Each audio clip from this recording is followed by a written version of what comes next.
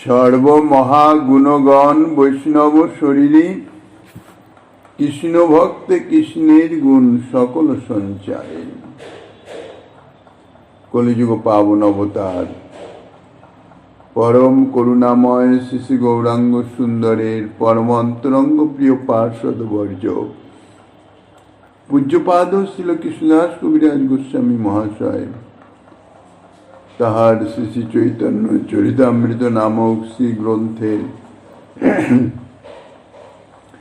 মধ্যলীলার দ্বাবিংশ পরিচ্ছেদে সনাতন শিক্ষা প্রসঙ্গে অবিদেয় তত্ত্ব বর্ণন করিতেছেন। কৃষ্ণ ভক্তি অবিদেয় তত্ত্ব তাহা বর্ণনা করে এই ভক্তির অধিকারী সম্বন্ধে বর্ণনা করেছেন। বর্ণনা করে এখন বৈষ্ণবের অর্থাৎ ভক্তের গুণের উল্লেখ করে ভক্তের লক্ষণ প্রকাশ করিতেছেন। ইতিপূর্বে উত্তম মধ্যম কনিষ্ঠ অধিকারীর লক্ষণ, উত্তম মধ্যম কনিষ্ঠ ভক্তের লক্ষণ ইত্যাদি প্রকাশ করেছেন। এখন গুণের উল্লেখ করে ভক্তের লক্ষণ প্রকাশ করছেন। এই প্রয়ারে বলছেন সর্বমহাগুণগণ বৈষ্ণব শরীরে, অর্থাৎ বৈষ্ণব দেহে সমস্ত মহৎ গুণই বর্তমান থাকে। কেন? কৃষ্ণ ভক্তে কৃষ্ণের গুণ সকল সঞ্চারে। সর্বগুণের গুণনিধি শ্রীকৃষ্ণচন্দ্র, শ্রীকৃষ্ণের সমস্ত গুণ আছে। তা ভক্তের কৃপায় কৃষ্ণ ভক্তের দেহে শ্রীকৃষ্ণের সমস্ত গুণই সঞ্চারিত হয়ে থাকে। অর্থাৎ সমস্ত গুণ বলতে যে যে গুণ ভক্তদের সঞ্চারিত হওয়ার যোগ্য, শ্রীকৃষ্ণের সেই সেই গুণগুলি কৃষ্ণ ভক্তের দেহে সঞ্চারিত হয়। শ্রীকৃষ্ণ সেবার মাধ্যমে, প্রেমের মাধ্যমে শ্রীকৃষ্ণের সঙ্গে তাদাত্ম্য প্রাপ্ত হওয়ার জন্য,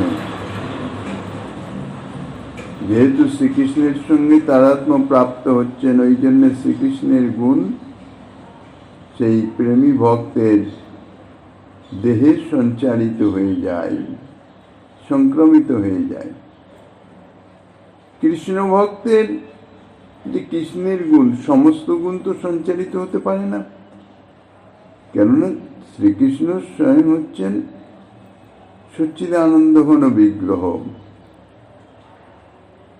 শ্রীকৃষ্ণের অনন্ত গুণ, কিন্তু ভক্ত তো জীব তত্ত্ব, সে তো সমস্ত গুণ ধারণ করবার সামর্থ্য তো তার নাই। সে তো শ্রীকৃষ্ণের শক্তির অংশ। শ্রীকৃষ্ণের সঙ্গেই প্রীতিতে তাদাত্ম্য প্রাপ্ত হওয়ায় শ্রীকৃষ্ণের যে যে গুণ সে ধারণের সমর্থ, সেই সেই গুণই সঞ্চারিত হয়। ভক্তি রসামৃত সিন্ধুর দক্ষিণ বিভাগের প্রথম লহরী এবং চৈতন্য চরিতামৃতের 23 পরিচ্ছেদের, অর্থাৎ এর পরবর্তী পরিচ্ছেদের 24 থেকে 38 শ্লোকে তাদের উল্লেখ করেছেন। অর্থাৎ এই শ্রীকৃষ্ণের অনন্ত গুণের মধ্যে যে 64টি প্রধান গুণ তার উল্লেখ করেছেন। এই 64 গুণের সমস্ত ভক্তদের সঞ্চারিত হয় না, হতে পারে না। ভক্তি রসামৃত সিন্ধু মতে এই 64 গুণের অন্তর্গত মাত্র 29টি গুণ শ্রীকৃষ্ণ ভক্তে সঞ্চারিত হয়, যাহা দেখা যায়। সেই 29টি গুণ কি?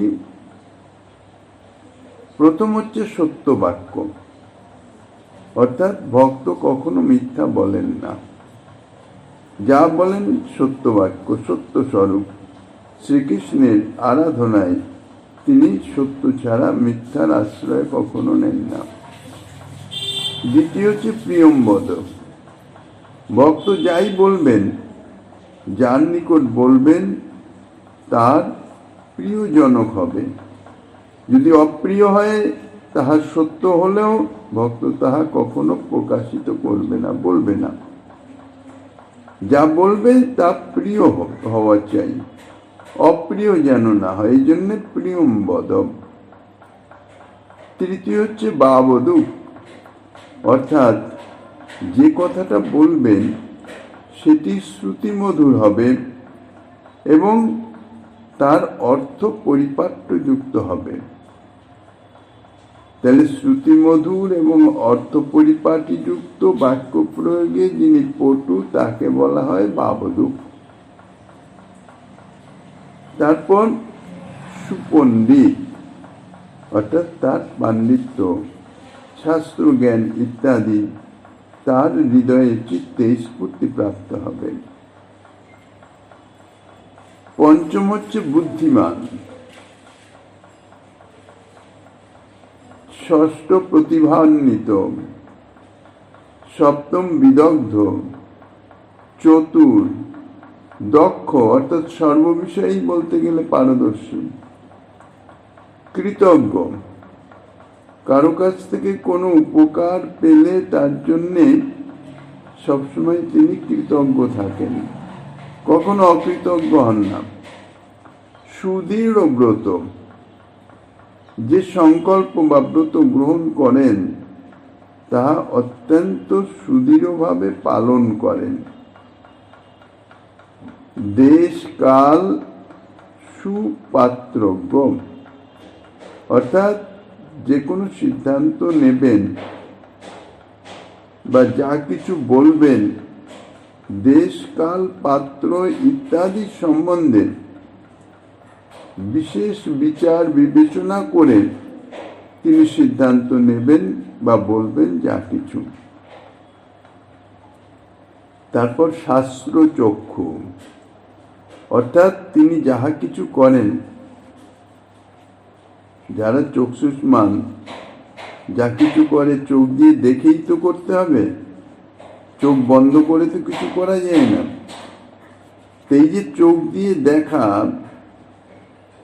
ইনি যা কিছু করবেন তাহা শাস্ত্র চক্ষুতে দেখবেন, অর্থাৎ শাস্ত্র অনুসারে ইনি সমস্ত কর্ম করবেন, কখনো কোনো অশাস্ত্রীয় কর্ম বা আচরণ তার মধ্যে প্রকাশিত হবে না।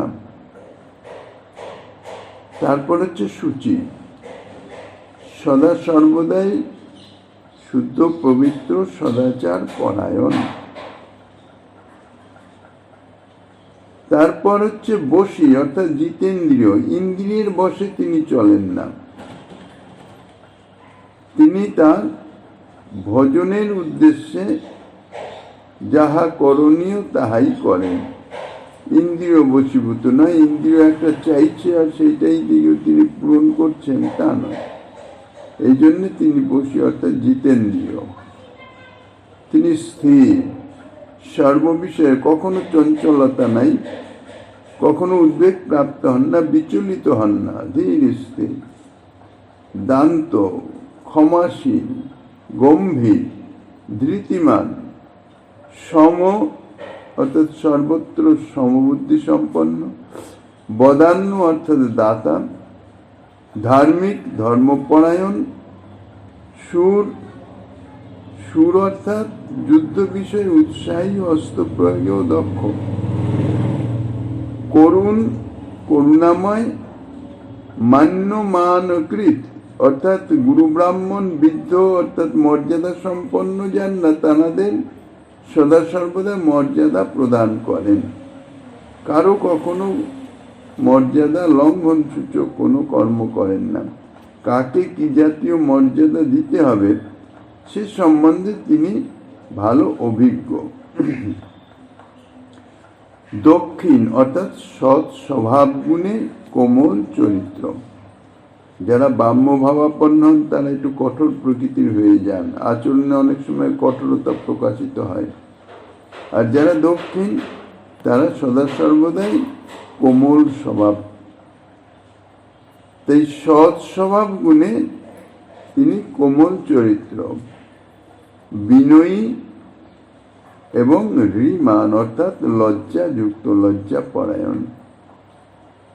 কৃষ্ণের যে সকল গুণ কৃষ্ণ ভক্তে উন্মেষিত হওয়ার যোগ্য, সেই সমস্ত গুণই অর্থাৎ এই 29টি গুণ কৃষ্ণ ভক্তের মধ্যে উন্মেষিত হয়।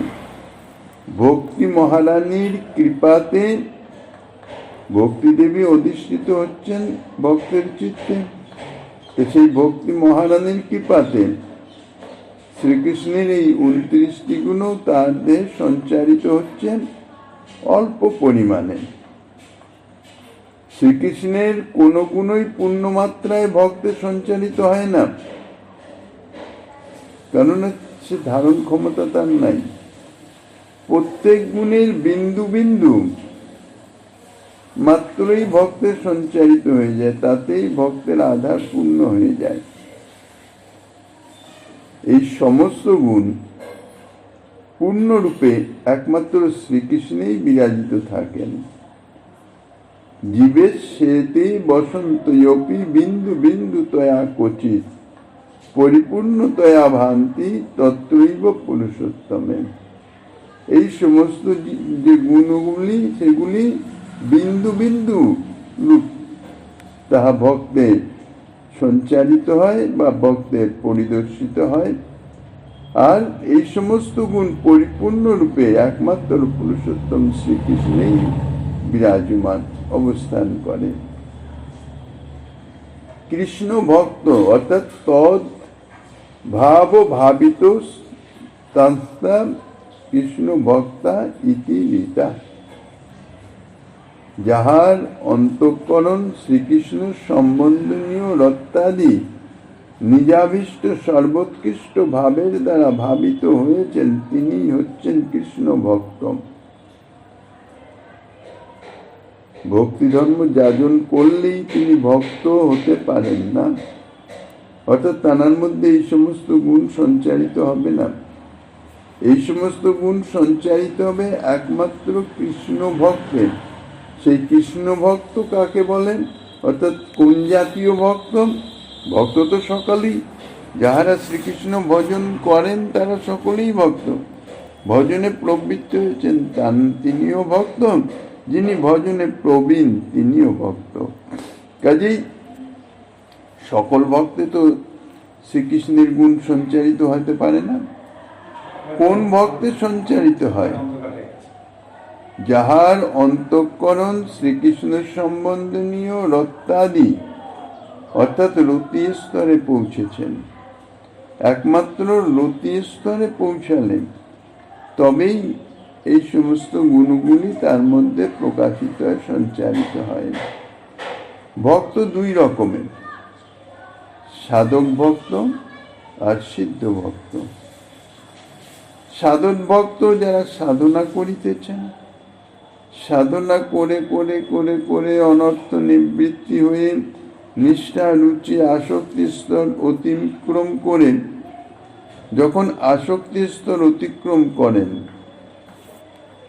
অনর্থ নিবৃত্তির পর শুদ্ধ চিত্তে, যে চিত্তে বিশুদ্ধ সত্যের আবির্ভাব হয়, অনর্থ নিবৃত্তি চিত্তশুদ্ধ মানে তিনি গুণাতীত। প্রাকৃত সত্য রজতম গুণ তার মধ্যে আর নাই। এখন অপ্রাকৃত দিব্য বিশুদ্ধ সত্যগুণ তার চিত্তে প্রকাশিত হয়েছে। সেই বিশুদ্ধ সত্যগুণের প্রকাশন হওয়ার জন্য সেই বিশুদ্ধ সত্তাত্মক চিত্তে অপ্রাকৃত যে ভক্তি দেবী তিনি ধীরে ধীরে প্রকাশিত হন। কেননা ভক্তি মহারানীর সব প্রকাশ তত্ত্ব অপ্রাকৃত চিন্ময়, তো উনি ধীরে ধীরে সেই চিত্তে অর্থাৎ বিশুদ্ধ সত্তাত্মক চিত্তে তিনি প্রকাশিত হন। এবং তারপরে ভজন ক্রিয়া কিন্তু প্রথম থেকে চলছে, সেটা চলতেই থাকবে, শুধু তার ভাবের পরিবর্তন হতে থাকবে। যত যত ভজনে অগ্রসর হবে তত তত তার ভাবের পরিবর্তন, এবং ভজন ক্রিয়ার মৌলিকগুলি ঠিক থাকবে আর বাকি ক্রিয়ারও কিছু পরিবর্তন হয়ে যায়। এইভাবে চলতে চলতে অর্থাৎ অনর্থ নিবৃত্ত হয়ে সেই শুদ্ধ সত্তাত্মক চিত্তে ভক্তি মহারানীর আবির্ভাব যখন শুরু হয়, প্রথমে আভাস, তারপরে ধীরে ধীরে ধীরে ধীরে পূর্ণাঙ্গ রূপে আসতে থাকেন, তো তখনই ভজন ক্রিয়ার নিষ্ঠা, রুচি, আসক্তির স্তর অতি সত্বর অতিক্রম হয়ে যায়, আসক্তির স্তরে তিনি পৌঁছে যান। এই আসক্তির স্তর পর্যন্ত হচ্ছে সাধন ভক্তি। ভক্তি একই থাকছে, কিন্তু এরপরে এই সাধন ভক্তি ভাব ভক্তিতে পরিণত হয়ে যাচ্ছে। কেননা আসক্তির পরের স্তরই হচ্ছে ভাব বা রতি, রতির স্তর, জাত রতি ভক্ত। এই রত্যাদি অর্থাৎ এই রতি স্তরে যারা পৌঁছেছেন তারা নিজাভিষ্ট সর্বোৎকৃষ্ট ভাবের দ্বারা ভাবিত হয়ে যান। এই জন্য তখন যে তার ভক্তি তাহাকে বলে ভাব ভক্তি, এবং এই ভাব ভক্তি আরো মার্জিত হয়ে গিয়ে প্রেম ভক্তিতে পরিণত হয়, অর্থাৎ প্রেম প্রাপ্ত হন। এই জন্যেই রতি স্তরের পরের স্তরই হইতেছে প্রেম। এই প্রেম স্তরে যখন তিনি পৌঁছান তখন তিনি আর সাধক রইলেন না, তখন তিনি সিদ্ধ ভক্ত, অর্থাৎ সিদ্ধি লাভ করেছেন। কেননা প্রেম প্রয়োজন, ভজন করিতেছেন প্রেমের জন্য, শ্রীকৃষ্ণ সেবা প্রাপ্তির জন্য প্রেম প্রয়োজন। সেই প্রেম যখন তিনি প্রাপ্ত হলেন, অর্থাৎ তার চিত্তে প্রেম প্রকাশিত হলো, প্রেম ও অপ্রাকৃত সপ্রকাশ তত্ত্ব, তার চিত্তে যখন প্রেম প্রকাশ হলো, অর্থাৎ তিনি প্রেম স্তরে পৌঁছালেন, তখন তিনি সিদ্ধ হলেন, তখন তাকে বলবেন সিদ্ধ ভক্ত। এই যে সিদ্ধ ভক্ত, এই সিদ্ধ ভক্ত আবার দুরকম আছে। এক হচ্ছে সাধন সিদ্ধ, অর্থাৎ সাধনের দ্বারা একের পর এক স্তর অতিক্রম করে যিনি সিদ্ধ স্তরে পৌঁছেছেন, অর্থাৎ প্রেম প্রাপ্ত হয়েছেন। আর এক হচ্ছে কৃপা সিদ্ধ, যিনি কোনো বিশেষ মহাত্মার বিশেষ কৃপাতে, সাধনের কোনো অপেক্ষা নাই, তিনি তার কৃপার প্রভাবে তার চিত্তের যে অনর্থ আদি যা কিছু, তাহা ক্ষণকাল মধ্যেই দূরীভূত হয়ে গিয়ে তার চিত্ত বিশুদ্ধ সত্তাত্মক হয়ে ভক্তি মহারানীর আবির্ভাব হয়ে তিনি প্রেম প্রাপ্ত হয়ে গেলেন। তিনি হচ্ছেন কৃপাসিদ্ধ। শ্রীমন মহাপ্রভুর প্রকটকালে এই কৃপাসিদ্ধই বেশি দেখা গেছে। কেননা প্রভু তো অযাচিত সকলকেই প্রেম প্রদান করেছেন, মানে অযোগ্য পাত্রকে দেন নাই, অযোগ্য পাত্রকে মুহূর্তের মধ্যে যোগ্য করে তারপরে প্রেম দিয়েছেন। কারণ তা নাহলে অপ্রাকৃত প্রেম তো প্রাকৃত চিত্তে কখনো প্রকাশিত হতে পারে না। তা এনারা হচ্ছেন কৃপাসিদ্ধ। এই কৃপাসিদ্ধ সংখ্যা অনেক কম, পরবর্তীকালেও তাদৃশ্য কোনো সিদ্ধ মহাত্মার কৃপা প্রভাবেও এরকম সিদ্ধি লাভ হয়ে থাকে। এই যে সাধন সিদ্ধ আর কৃপা সিদ্ধ, এরা হচ্ছে নিত্যবদ্ধ জীব থেকে এরা আসেন। আগে বলা হয়েছে জীব দুরকম, এক নিত্যবদ্ধ, এক নিত্যমুক্ত। নিত্যমুক্ত যে সে অনাদিকাল থেকেই ভগবত সেবায় আছেন, তাঁরা নিত্য সিদ্ধ, অনাদিকাল থেকেই তাঁরা সিদ্ধ, অর্থাৎ নিজ স্বরূপে অবস্থিত। আর যারা নিত্যবদ্ধ, অনাদিকাল থেকে বহির্মুখ হয়ে মায়ার অধীন হয়ে গেছেন, তাঁরাই সাধু সঙ্গের মহিমায় ভগবত কৃপা প্রভাবে তাঁরা ভজনে প্রবৃত্ত হন। ভজনে প্রবৃত্ত হয়ে ধীরে ধীরে ধীরে ধীরে সাধনের মাধ্যমে যখন সিদ্ধি লাভ করেন, অর্থাৎ প্রেম প্রাপ্ত হয়ে যান, তিনি সাধন সিদ্ধ হয়ে যান। আবার এই সাধন করতে করতে কোনো বিশেষ মহাত্মার বিশেষ কৃপার প্রভাবে যিনি প্রেম প্রাপ্ত হয়ে যান, তিনি কৃপা সিদ্ধ হয়ে যান। মোটামুটি এই হচ্ছে কৃষ্ণ ভক্ত। তাহলে দেখা যাচ্ছে যে রতি স্তরে পৌঁছালেন, তবেই তিনি যথার্থ কৃষ্ণ ভক্ত, অর্থাৎ এই শ্রীকৃষ্ণের যে 29টি গুণ রতি স্তরে জাতরতি ভক্তের দেহে প্রকাশিত হয়, যে কোনো ভক্তের দেহে প্রকাশিত হয় না। এই প্রমাণ স্বরূপ একটি শ্লোকের উদ্ধৃতি দিয়েছেন, যস্যাস্তি ভক্তির ভগবত কিঞ্চনা সর্বৈ গুণৈ স্তোত্র সমাসতে সুরা হরা বভক্তস্য কুত মহদ্গুণা মনোরথে না সতী ধাবত বহিব। ওই একই কথা, শ্রীকৃষ্ণের গুণ তার ভক্তে সঞ্চারিত হয়ে যায়। এইসব গুণ হয় বৈষ্ণব লক্ষণ, সব কহা নাহি যায় কহি দিক দর্শন। বৈষ্ণবের যে লক্ষণ অর্থাৎ বৈষ্ণবের যে গুণাবলী প্রকাশিত হয়, বিচার করে দেখতে হবে তো যে কিরকম বৈষ্ণব, তার মধ্যে কি কি গুণ প্রকাশিত হচ্ছে, বৈষ্ণবের যে বিশেষ গুণগুলি সেইগুলি এখানে বর্ণনা করছেন। প্রথমে বলছেন, কবিরাজ গোস্বামীপাদ বলছেন যে বৈষ্ণবেরও অনেক গুণ, সমস্ত গুণ বর্ণনা করা যায় না। দিক দর্শনের জন্যে অর্থাৎ একটুখানি আভাসের জন্যে কিছু গুণের কথা এখানে বলা হচ্ছে। কৃপালু অকৃত দোহ সত্য সার সম নির্দোষ বদান্য মৃদু সূচি অকিঞ্চন সর্বপ্রকারক শান্ত কৃষ্ণৈক শরণ অকাম অনিহ স্থির বিজিত সরগুণ মৃতভুক অপ্রমত্ত মানদ অমানি গম্ভীর করুণ মৈত্র কবি দক্ষ মৌনী।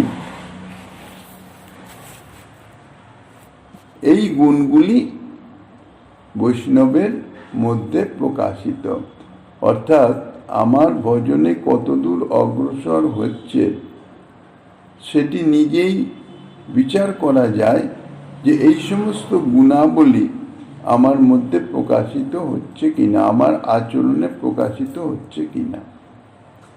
প্রথমে হচ্ছে কৃপালু।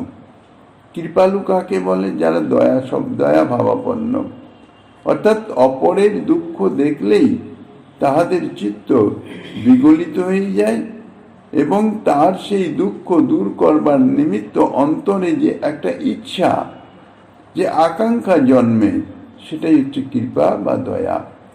এই ইচ্ছা যার আছে তিনি হচ্ছেন কৃপালু। অর্থাৎ অপরের দুঃখ মোচন, অর্থাৎ দুঃখ দেখলেই চিত্ত বিগলিত হয়ে সেই দুঃখ দূর করবার নিমিত্ত তার চিত্তে যে একটা ইচ্ছা আকাঙ্ক্ষা জাগে,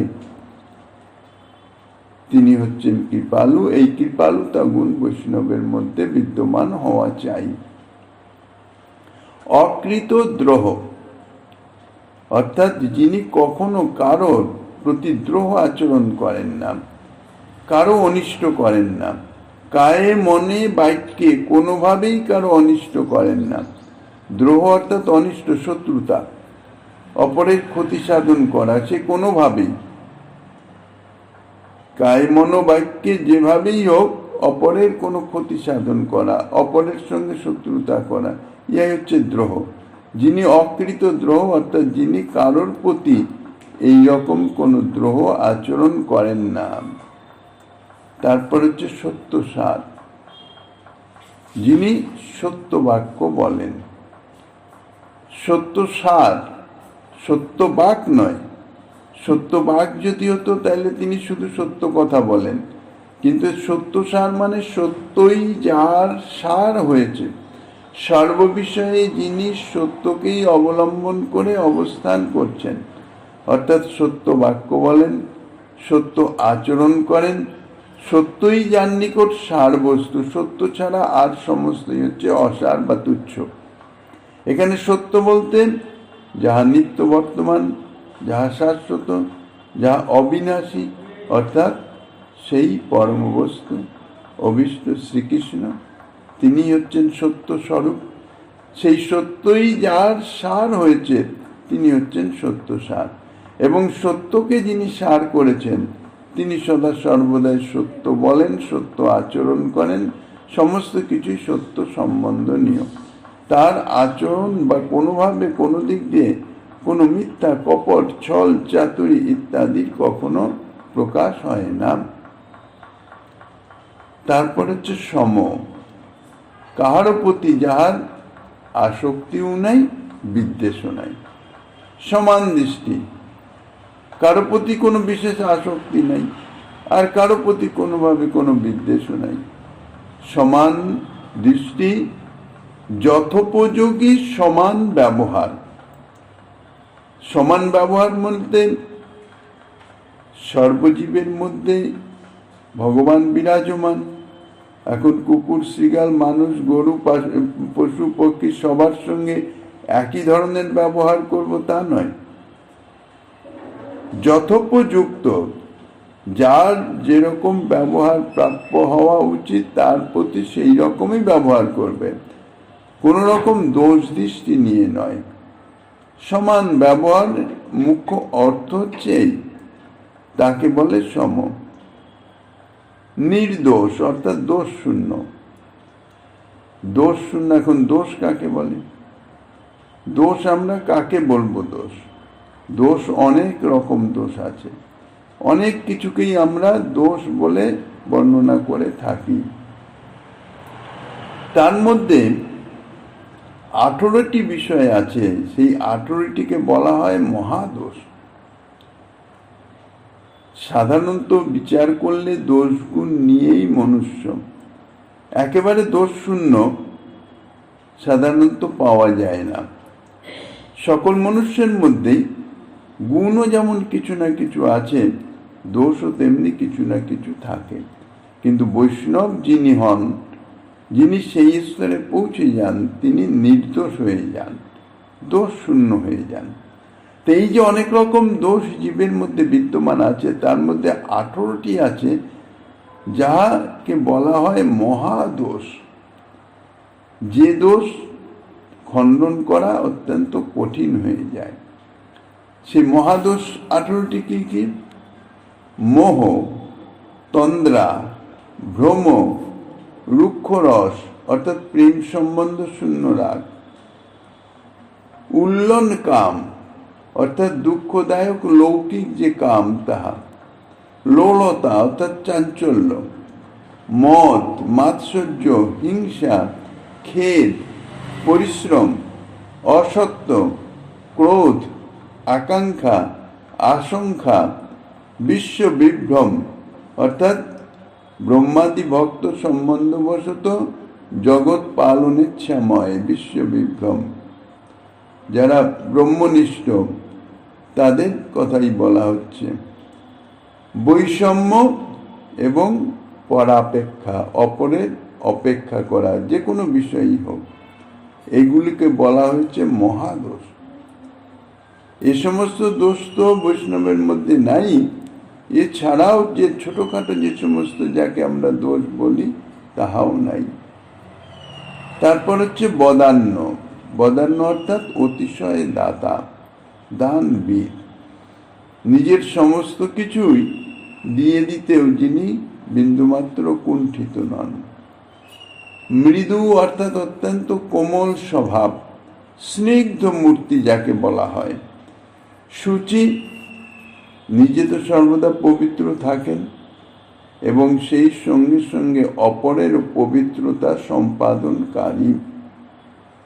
অকিঞ্চন, যিনি শ্রীকৃষ্ণের নিমিত্ত সমস্ত কিছু ত্যাগ করেছেন, অর্থাৎ একমাত্র শ্রীকৃষ্ণই আছেন, শ্রীকৃষ্ণ সম্বন্ধনীয় বিষয়ে আছেন, শ্রীকৃষ্ণ সম্বন্ধ শূন্য কোনো বিষয়ের সঙ্গে যার কোনো সংস্পর্শই নাই, তিনি হচ্ছেন অকিঞ্চন। সর্বোপকারক, যিনি সকলেরই উপকারকারী, সে শত্রু মিত্র কোনো ভেদ নাই, বিচার নাই, যারই প্রয়োজন বা যথাসম্ভব তিনি সকলেরই উপকারই করেন। উপকার বিনা নাহি করে অপকার, কখনো কারো কোনো অপকারের তো প্রশ্নই নাই। তো সর্বোপকারক অর্থাৎ শত্রু মিত্র ভেদ শূন্য হয়ে উপকারকারী। কেউ যদি তার প্রতি একটু বিদ্বেষ ভাবাপন্ন হন, তিনি তার কোনো উপকার প্রয়োজনে উপকার করবেন না সেরকম নয়। তার কাছে তো কোনো ভেদ নেই, তিনি তো সম, ইতিপূর্বেই বলা হয়েছে সমভাবাপন্ন। তারপর প্রশান্ত, যার বুদ্ধি শ্রীকৃষ্ণের নিষ্ঠা লাভ করেছেন তাকে বলা হয় শান্ত। আর কৃষ্ণ ব্যতীত অন্য কোনো বিষয়ে যার বুদ্ধি গতিই নাই, স্নিগ্ধ স্বভাব, অচঞ্চল স্বভাব, তিনি হচ্ছেন প্রশান্ত। তা শান্ত হচ্ছেন শ্রীকৃষ্ণে যদি বুদ্ধি নিষ্ঠা লাভ করে, শ্রীকৃষ্ণেই একমাত্র আমার আপনজন, তানার সেবাই আমার একান্ত কর্তব্য, এই জাতীয় বুদ্ধিতে যিনি স্থির হয়ে যান, নিষ্ঠা প্রাপ্ত হয়েছেন, এর থেকে কখনো বিচলিত হন না, তিনি হচ্ছেন শান্ত। এখন শ্রীকৃষ্ণই আমার সার, শ্রীকৃষ্ণের নিষ্ঠা পরায়ণ ঠিকই, সেই সঙ্গে সঙ্গে কিছু কিছু অন্যান্য জিনিসও অর্থাৎ ব্যবহারিক, লৌকিক ইত্যাদিও তিনি বজায় রেখেছেন, তাইলে কিন্তু তিনি প্রশান্ত হতে পারলেন না। অন্য কোনো বিষয়ে যাহার বুদ্ধি কখনোই যায় না, অর্থাৎ কৃষ্ণ ব্যতীত অন্য কোনো বিষয়ে তার বুদ্ধির গতিই নাই, সদা সর্বদাই কৃষ্ণ সম্বন্ধনীয় বিষয়েই তার বুদ্ধি স্থির, সেই সঙ্গে স্নিগ্ধ স্বভাব, অচঞ্চল স্বভাব, কোনো অবস্থাতেই চঞ্চলতাটা বিচলিত হন না, ধীর স্থির, তিনি হচ্ছেন প্রশান্ত। কৃষ্ণৈক শরণ, কৃষ্ণই একমাত্র শরণ যাহার, তিনি হইতেছেন কৃষ্ণৈক শরণ। শরণ অর্থাৎ আশ্রয়, যিনি একমাত্র শ্রীকৃষ্ণের চরণেই নিজেকে সমর্পণ করে শ্রীকৃষ্ণকেই আশ্রয় দাতা বলে বরণ করে নিয়েছেন, শ্রীকৃষ্ণই তেনার আশ্রয়। কৃষ্ণ ব্যতীত অন্য কোনো আশ্রয় নাই, অর্থাৎ অন্য কৃষ্ণ ব্যতীত অন্য কারোর উপর কোনো বিষয়েই তার কোনো ভরসা বা তার থেকে কিছু প্রাপ্য, বিপদ উদ্ধার ইত্যাদি এ সম্বন্ধে বিন্দুমাত্র যার মনে কখনো আসে না, তিনি হচ্ছেন কৃষ্ণৈক শরণ। অকাম অর্থাৎ নিজের ইন্দ্রিয় তৃপ্তির বাসনা শূন্য। অনিয়, কৃষ্ণ সেবা ব্যতীত অন্য সমস্ত বিষয়ে চেষ্টা শূন্য, কোনো চেষ্টা নাই। যারা গৃহে অবস্থান করেন, গৃহী ভক্ত, প্রয়োজনে তাদের ব্যবহারিক জগতের অনেক কার্য করতে হয়, অর্থাৎ সে কার্য এসে উপস্থিত হয়েছে, এমনভাবে উপস্থিত হয়েছে যে তাকে করতে হচ্ছে, কিন্তু নিজের থেকে চেষ্টা করে শ্রীকৃষ্ণ সেবা ব্যতীত অন্য কোনো কার্য সে কখনো করে না, অর্থাৎ নিজের তরফ থেকে তার কোনো চেষ্টা নাই, সামনে এসে পড়েছে তাই হয়তো করে দিচ্ছেন এই পর্যন্ত। স্থির অর্থাৎ যিনি ফল প্রাপ্তি পর্যন্ত অবিচলিতভাবে প্রারব্ধ কার্যে রত থাকেন, যে কার্য শুরু করেছেন ধীর স্থিরভাবে সে কার্য করতেই থাকেন যতক্ষণ না কার্য সমাপ্তি হচ্ছে, অর্থাৎ ফল প্রাপ্তি হচ্ছে। এর মধ্যে কোনো রকম চঞ্চলতা আসে না, যে কখন শেষ হবে, কখন হবে। যে কোনো কার্য একটা করলেন, শুরু করলেন, কাজটি কখন শেষ হবে, কাজের কি ঠিক হবে কি না, এই জাতীয় কোনো রকম চঞ্চলতা বা অন্তরের ভাব তার মধ্যে আসে না। তিনি কার্যে, অর্থাৎ যে কার্যতে তিনি রত হয়েছেন সেই কার্যেই তিনি ব্রতী থাকেন, সেই কার্যই তিনি করতে থাকেন ধীর স্থিরভাবে, তিনি হচ্ছেন স্থির। বিজিত স্বরগুণ অর্থাৎ স্বরগুণ, কাম, ক্রোধ, লোভ, মোহ, মদ, মাৎসর্য, এই স্বররিপুকে যিনি নিজের বশীভূত করে রেখেছেন, অর্থাৎ পরাজিত করেছেন, যা জয় করেছেন। অথবা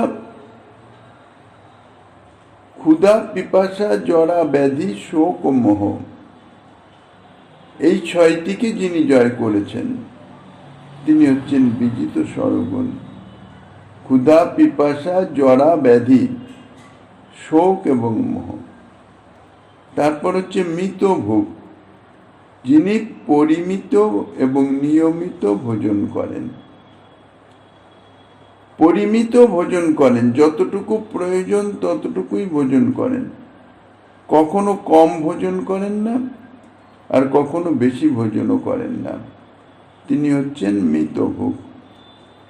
অপ্রমত্ত অর্থাৎ মত্ততা শূন্য। মত্ততা শূন্য, মত্ত অর্থাৎ উন্মত্ত হয়ে যাওয়া। অতিরিক্ত কোনো সুখের অবস্থা এলো, সুখ সংবাদ হলো, তিনি উন্মত্ত হয়ে গেলেন। বা খুব দুঃখে পর্যবসিত, যে দুঃখে পতিত হয়েছেন, সেই দুঃখে তিনি অস্থির হয়ে পড়লেন। তিনি নিজেকে আর সম্বরণ করতে পারলেন না। তো সেই জাতীয় যারা, তানাদের হচ্ছে তারা প্রমত্ত, একটুতেই তারা বিচলিত হয়ে যান। আর অপ্রমত্ত হচ্ছেন যিনি কোনো অবস্থাতেই সুখে বা দুঃখে বিচলিত হন না, উন্মত্ত হয়ে যান না। অথবা অপ্রমত্তের এরকম অর্থ হয় অসতর্কতা শূন্য, যিনি সকল সময় সকল বিষয়ে সতর্ক থাকেন, কখনো অসতর্ক হন না, তিনি হচ্ছেন অপ্রমত্ত। তারপর হচ্ছে মানদ, যিনি অপরকে সদা সর্বদা সম্মান প্রদান করেন। কিভাবে? জীবে সম্মান দিবে জানি কৃষ্ণ অধিষ্ঠান। এই বাক্য যিনি যথাযথ পালন করেন, সকল জীবকেই যিনি সম্মান প্রদান করেন যথাযোগ্য। তারপর হচ্ছে অমানি, নিজেকে তিনি তিনাদপি শুনিচ বলে মনে করেন, কাহারও নিকট থেকে সম্মান প্রাপ্তির বিন্দুমাত্র আকাঙ্ক্ষা করেন না, তিনি হচ্ছেন অমানি। গম্ভীর, যার মনোগত ভাব অপরে বুঝতে পারে না, তিনি হচ্ছেন গম্ভীর। করুণ অর্থাৎ পরের দুঃখ সহ্য করতে পারেন না। মৈত্র অর্থাৎ মিত্র ভাবাপন্ন, যার কেউ শত্রু নাই, তিনি হচ্ছেন মৈত্র, মিত্র ভাবাপন্ন, সদা সর্বদাই সকলের প্রতি বন্ধু ভাবাপন্ন। কবি অর্থাৎ শ্রুতিমধুর এবং সুন্দর অর্থ ভাবের পরিপাটিযুক্ত বাক্য বিন্যাসে যিনি অত্যন্ত পটু, তাকে বলা হয় কবি। দক্ষ অর্থাৎ কার্যকুশল, যে কোনো দুষ্কর কার্যও যদি হয়, তিনি তাহা অত্যন্ত কুশলতার সঙ্গে শীঘ্র সম্পাদন করতে সক্ষম। মৌনী, মৌনী বলতে যে যিনি কথা বলেন না তা নয়, কথা বলেন কিন্তু বৃথা বাক্য ব্যয় করেন না, বৃথা আলাপ তিনি করেন না। জড়জাগতিক বিষয়ের কোনো আলাপ, কোনো কথা তিনি কস্মিন কালেও উচ্চারণ করেন না, বলেনও না, শোনেনও না। শুধুমাত্র কৃষ্ণ সম্বন্ধনীয় কথা ছাড়া অন্য যা কিছু সে বিষয়ে তিনি মৌন থাকেন। ভগবানের নাম, রূপ, গুণ, লীলা ইত্যাদি সম্বন্ধনীয় কথা ব্যতীত অন্য কথা যিনি কখনো বলেন না, তিনি হচ্ছেন মৌনী। কোনো কোনো গ্রন্থে বদান্য যে গুণটি, সেই বদান্যর ক্ষেত্রে দান্তই পাঠান্তর আছে। দান্ত অর্থাৎ উপযুক্ত ক্লেশ দুঃসহ হলেও যিনি সহ্য করেন, তাকে বলা হয় দান্ত বা জিতেন্দ্রিয়, যার ইন্দ্রিয় বিচলিত হয় না। শ্রীমদ্ ভাগবতের একটি শ্লোকে এই গুণগুলির কিছু উল্লেখ আছে। তিতিক্ষব কারুণিকা সুহৃদ সর্বদেহিনাম অজাত শত্রব শান্তা সাধব সাধু ভূষণা।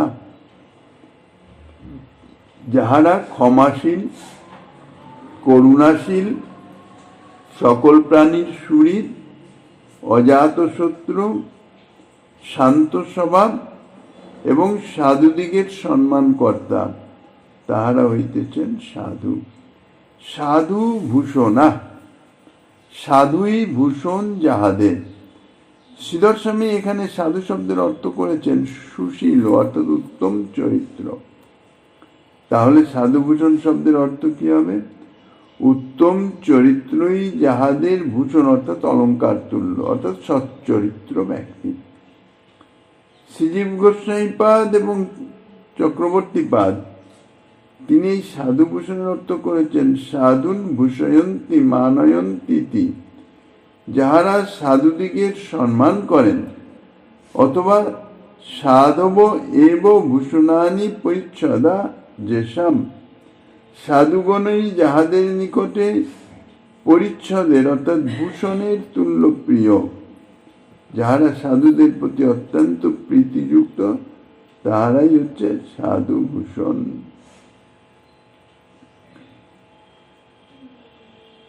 শ্রীমদ্ ভাগবতের আরেকটি শ্লোকের উদ্ধৃতি দিয়েছেন, মহৎ সেবাং দারো মাহুর বিমুক্তি তম দারং যোষিতাং সঙ্গী সঙ্গম মহান্তস্তে সমুচিত্তা প্রশান্তা বিমন্নব সুহৃদ সাধব যে। ঋষভদেব তার পুত্রগণকে সম্বোধন করে বলেছিলেন যে, হে পুত্রগণ, মহৎ সেবাকেই ভগবত প্রাপ্তির দ্বার বলে, আর স্ত্রী সঙ্গীর সঙ্গকে সংসারের দ্বার বলে। যাহারা সর্বত্র সমচিত্ত, প্রশান্ত, ক্রোধহীন, সর্বসুহৃদ এবং সাধু অর্থাৎ শাস্ত্রীয় আচার সম্পন্ন, তাহারাই হচ্ছেন মহান। অর্থাৎ মহৎ ব্যক্তির সেবা বলেছেন, অর্থাৎ তারাই হচ্ছেন মহান। তাদের সেবা ভগবত প্রাপ্তির দ্বার, অর্থাৎ তাদের সেবা মানে ভগবত প্রাপ্তির দরজায় পৌঁছে দেয়। এই শ্লোকেও সাধুর বা ভক্তের অর্থাৎ মহতের কয়েকটি লক্ষণ বলা হয়েছে, সমচিত্ত, প্রশান্ত ইত্যাদি। প্রসঙ্গক্রমে এও বলা হয়েছে যে এতাদৃশ সাধুর সেবাই হচ্ছে সংসার নিবৃত্তির অর্থাৎ ভগবত প্রাপ্তির দ্বার স্বরূপ। তাৎপর্য হচ্ছে এই যে ভগবত প্রাপ্তির নিমিত্ত কিংবা সংসার নিবৃত্তির নিমিত্ত ভক্তিমার্গে প্রবেশ করতে হলে, গৃহ প্রবেশ করতে হলে যেমন দ্বার দিয়েই গৃহে প্রবেশ করতে হয়, দ্বার অতিক্রম না করে তো গৃহে প্রবেশ করা যায় না, বা দ্বারের ঠিক পরেই গৃহের অভ্যন্তর, ঠিক সেই রকম মহৎ সেবার ভিতর দিয়েই যেতে হবে। ভগবত প্রাপ্তি যদি করতে হয় তাহলে মহৎ সেবা করলে সেই ভগবত প্রাপ্তির দরজায় পৌঁছে গেলাম। মহৎ সেবা ব্যতীত ভক্তি মার্গের সাধনের উপযোগিনী মানসিক অবস্থা কারও জন্মে না।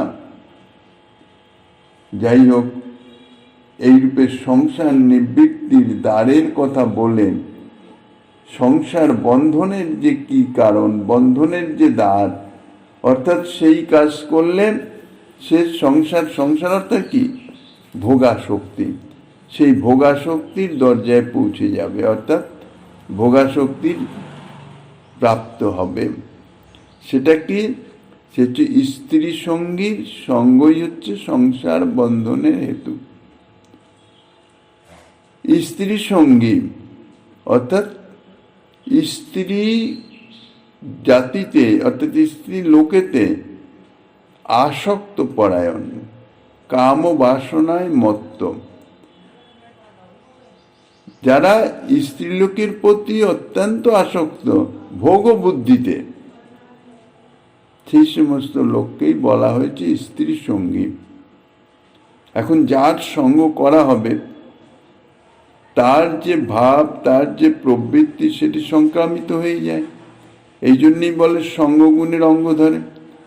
কোনো অসৎ ব্যক্তি, অসৎ আচরণশীল ব্যক্তির যদি সঙ্গ করা যায়, কিছুদিন তার সঙ্গে যদি থাকা যায়, অবস্থান করা যায়, তাহলে তার সেই অসৎ গুণটি তার মধ্যে সংক্রামিত হয়ে যাবে, সে সেই পর্যায়ে চলে যাবে, অসৎ ব্যক্তি হয়ে যাবে।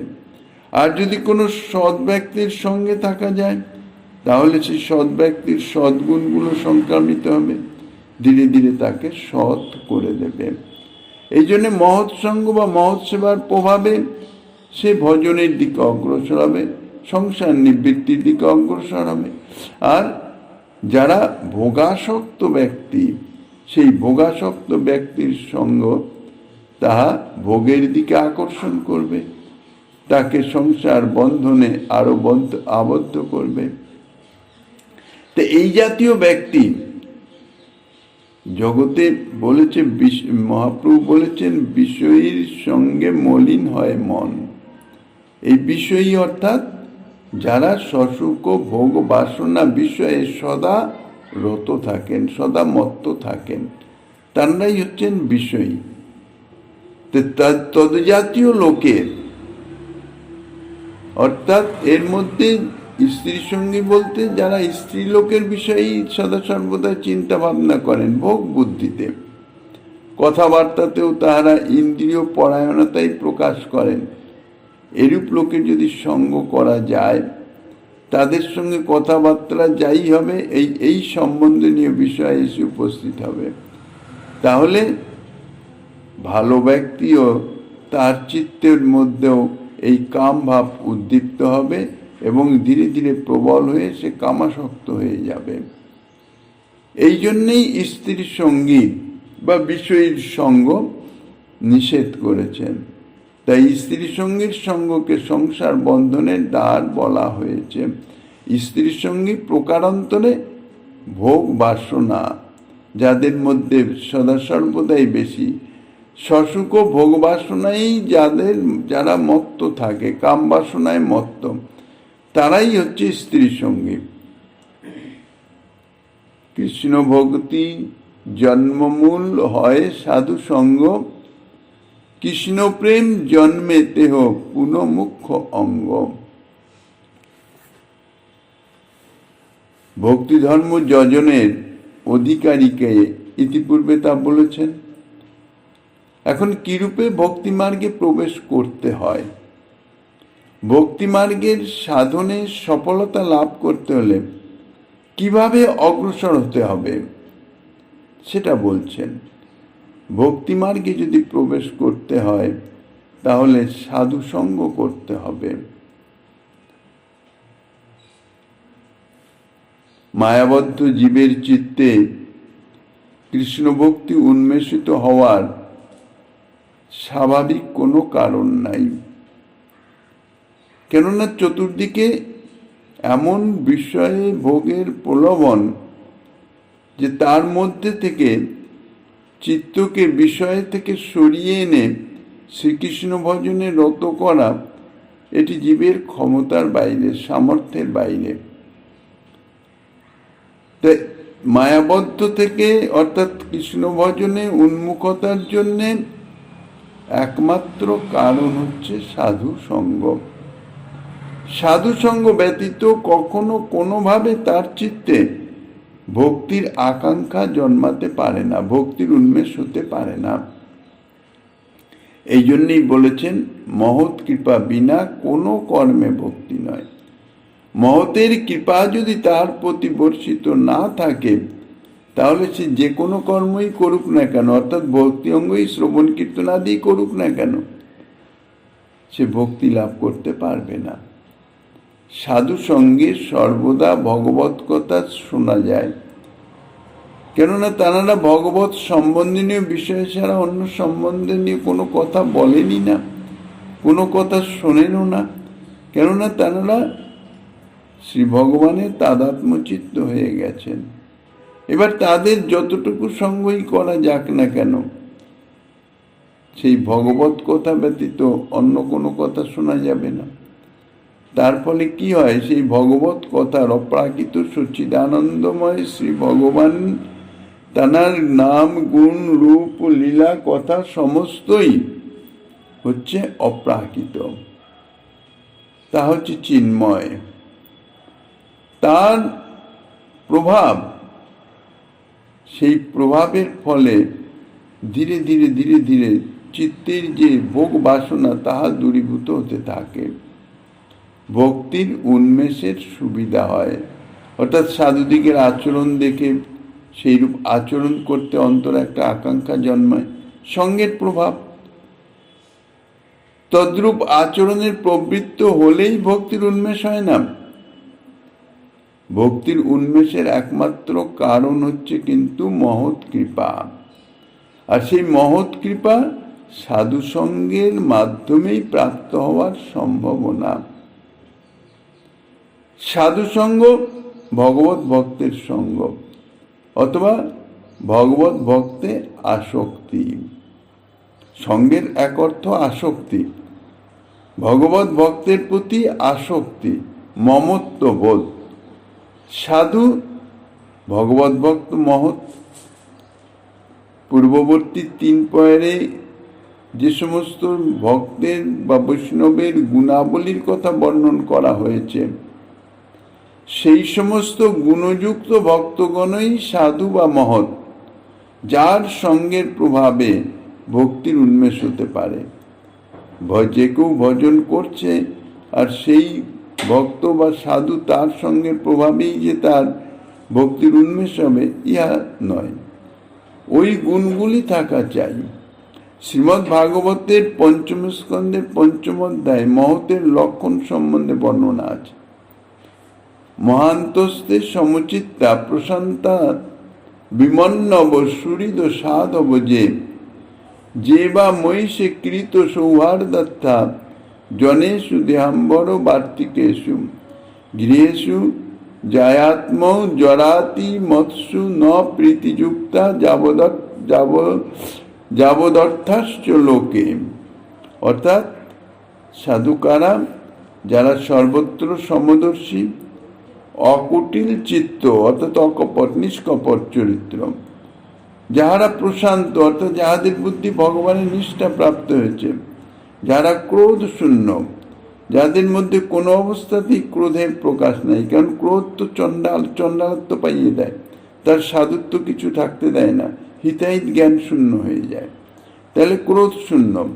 সুহৃদ অর্থাৎ উত্তম অন্তঃকরণ বিশিষ্ট, যাহারা পরদোষ গ্রহণ করেন না, কোনো অবস্থাতেই কারো দোষ তারা দেখেন না, তাদের দৃষ্টিতে পতিতই হন না, যাহারা ঈশ্বরের সৌহৃদ্য বা প্রীতি স্থাপন করে সেই প্রীতিকেই পরম পুরুষার্থ বোধ করেন, অর্থাৎ ভগবত প্রীতি ব্যতীত অন্য বস্তুকে যারা অকিঞ্চিতকর বলে মনে করেন, তুচ্ছাতিতুচ্ছ মনে করেন, অসার মনে করেন।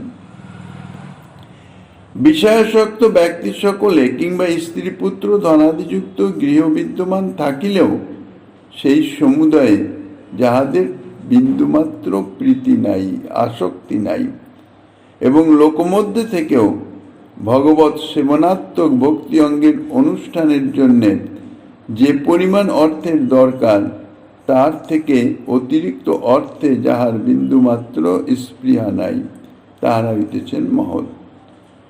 কৃষ্ণ প্রেম জন্মে দেহ পুনমুখ্য অঙ্গ, অর্থাৎ হৃদয়ে ভক্তি উন্মেষিত হওয়ার প্রধান হেতু যেমন সাধুসঙ্গ, আবার সেই কৃষ্ণ প্রেম জন্মাবার প্রধান সাধনও কিন্তু সাধুসঙ্গ।